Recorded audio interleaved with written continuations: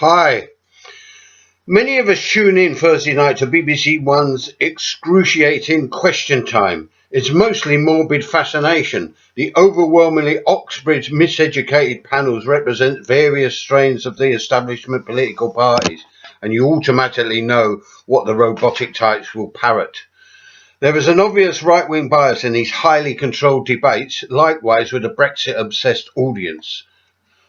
The studio audience, however, is usually far more interesting, if only from a sociological, even anthropological perspective, than the walking bucket of slogans that comprise the panel, where working class people are as rare as hen's teeth.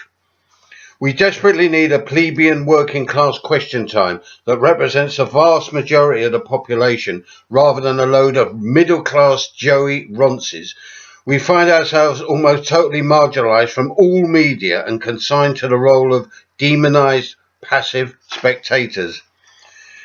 As a justified, overdue reaction to this, some of us malcontents are setting up our own Question Time to be filmed in a South London boozer, eventually put out on YouTube at the first attempt at the beginning sometime in June.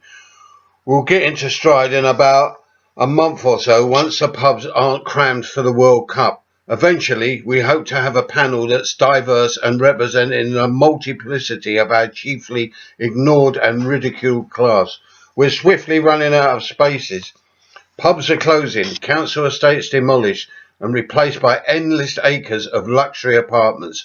So we need, urgently, to have events like an alternative Question Time in pubs to bring in business and help keep them viable. I don't drink much myself.